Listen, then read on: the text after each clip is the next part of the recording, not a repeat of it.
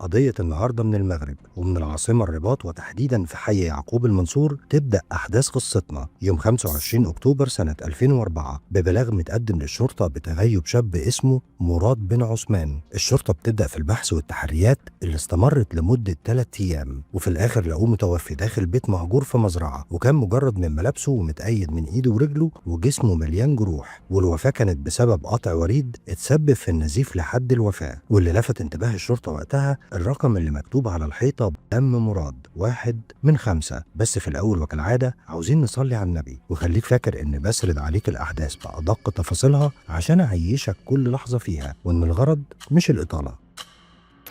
الشرطة وقتها كانت محتاجة تعرف ايه معنى جملة 1 من 5، ومن الواضح ان مراد راح للمكان ده بإرادته لان عربيته كانت موجودة بره، بالإضافة ان البيت بالمزرعة ملك اهله. والسؤال وقتها، هل معنى جملة 1 من 5 ان في 4 ضحايا غير مراد؟ ولو ده فعلا المعنى، فمين هم ال4 ضحايا وايه الدافع؟ وقبل الشرطه ما تلاقي تفسير، وتحديدا بعد يومين، بلاغ بيتقدم للشرطه ان في شاب اسمه عصام السويدي اتوفى بدون ما حد يقرب منه. كان قاعد على القهوه زي ما اتعود كل يوم، وفجاه فضل يصرخ لحد ما اغمى عليه. الشرطه بتوصل لمكان الواقعه وبيستجوبوا كل اللي في المكان، اللي قالوا انهم شافوه قاعد لوحده وفضل يصرخ لحد ما وقع على الارض والاسعاف جت خدته. الشرطه بتعين الكافيه اللي بقى طبعا مسرح للواقعه، والصادم انهم لقوا كل مرايات الحمام مكتوب عليها 2 من 5. الشرطة وقتها بتحاول تلاقي أي تفسير منطقي، إزاي واحد محدش قرب منه يصرخ لحد ما يموت. وأغلب الظن إن عصام أكيد كان محطوط له سم، وفعلا تقرير الطب الشرعي أكد إن السم هو سبب الوفاة، وإن السم ده من نوع نادر وصعب الحصول عليه لأنه بدون طعم